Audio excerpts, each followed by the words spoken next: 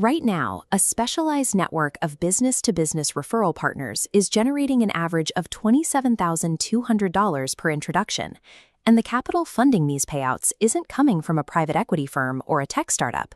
It is coming directly from the United States government. This diagram illustrates the source.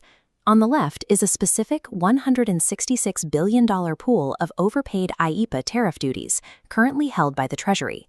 On the right is the terminal payout to the referral partner. This capital only became accessible recently. Rulings from the United States Court of International Trade created a narrow, temporary legal pathway for importers to recover these specific duties. The scale of the impact is massive.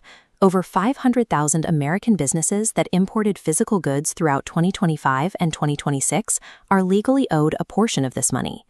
This sudden judicial shift has created a massive regulatory arbitrage opportunity. Because the window to claim these refunds is strictly temporary, a decentralized sales network has formed to capture the capital before it expires. But this raises an immediate mechanical question. How does a system generate a risk-free 5-figure commission without requiring a single dollar of upfront capital from the end client?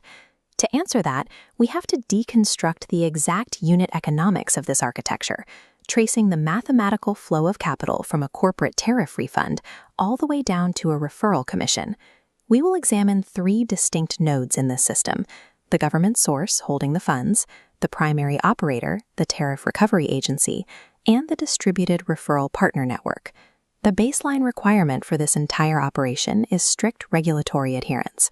Under Title 19 U.S.C. Section 1641, only federally licensed customs brokers and trade attorneys are authorized to execute these filings with U.S. Customs and Border Protection. This financial routing architecture operates within the high-stakes environment of customs brokerage, prioritizing regulatory precision over general marketing metrics. Let's begin the financial breakdown at the source, looking at the profile of an average eligible corporate importer. This chart tracks the flow of a single recovery.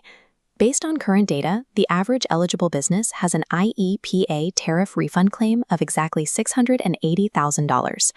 To process these claims at scale, the primary operator absorbs all the operational risk. The licensed customs brokers work on a 100% contingency basis, requiring zero upfront capital from the client. In exchange for bearing the cost of legal and compliance review, the firm sets a standard contingency fee of 20% of the recovered government funds. On an average recovery, 20% of $680,000 yields $136,000 in gross revenue for the Tariff Recovery Agency, and that is just the average. In capital-intensive sectors like industrial and agricultural equipment manufacturing, single corporate claims frequently exceed $2 million. By eliminating the client's upfront risk, the operator removes the primary barrier to entry. This single contingency mechanism is the mathematical bedrock that makes all subsequent high-ticket network payouts possible. However, the operator faces a severe operational bottleneck. They have to locate and process these specific businesses quickly before federal filing deadlines expire. Returning to the chart, we can see how they solve this client acquisition problem. The agency allocates 20% of their own contingency fee directly to the partner who made the initial introduction. Calculating that split, 20% of the $136,000 agency fee equals exactly $27,200 per successful conversion. When we apply this unit logic to a moderate, achievable scale, the compounding effect becomes clear. Just 10 successful introductions yield a $272,000 return for the referral partner. For established B2B agencies or dedicated sales teams operating at a higher volume, the numbers scale linearly. 100 conversions result in $2.7 million. The operator is essentially buying speed, yielding an exceptionally high-ticket payout for a single introduction. Is the strict mathematical requirement to mobilize a decentralized sales force fast enough to cover 500,000 eligible importers? But a flat, individual sales force has physical limits. It simply cannot identify and process 500,000 separate businesses in time. To bypass this limitation, the operator implements a secondary structural incentive, a 2-tiered 10% leadership bonus designed explicitly to drive rapid network recruitment. This diagram illustrates the hierarchy. Agency partners who build and manage subnetworks of referral partners receive a percentage override on the conversions generated by their entire downline. Similarly, direct partners are incentivized to recruit lateral partners into the program, receiving a percentage cut strictly for making those organizational introductions. This multi-tier incentive structure creates a highly decentralized, self-replicating acquisition network that scales exponentially across multiple markets. Even with strong incentives, business-to-business legal claims face one massive friction point that routinely kills referral networks: the time value of money.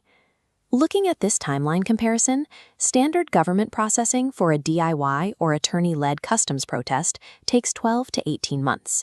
This creates a severe psychological barrier.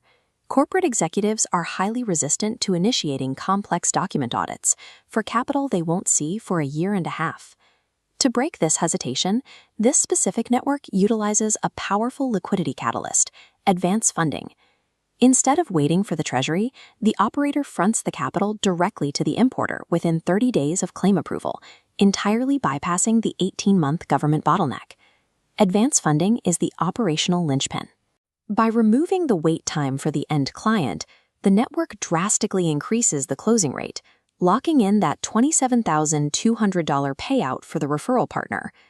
Every component of this economic machine operates under the pressure of a single, unyielding variable: strict regulatory timeframes. The process is governed by the Title 19 U.S.C. Section 1514 Customs and Border Protection protest filing requirement. Under the statute, IMP file their protest. If they miss this window, they legally forfeit their claim to the refund entirely. And this deadline is ruthlessly granular. It applies on a per-entry basis, meaning the refund windows for individual shipping containers and shipments are constantly closing. The macroeconomic consequence is absolute. Every single day a business delays their filing, the $166 billion pool permanently shrinks. The massive commissions paid to partners are essentially hazard pay for velocity. The operator must distribute $27,200 per lead simply because the underlying asset they are attempting to capture is actively expiring. This diagram represents the completed economic architecture. The $166 billion capital pool flows through the rigid CBP compliance filter, splits at the agency's 20. Ultimately, this network serves as a direct response to the 180-day liquidation deadline, demonstrating how a sudden judicial ruling can mobilize distributed sales forces to capture expiring capital before the window closes permanently.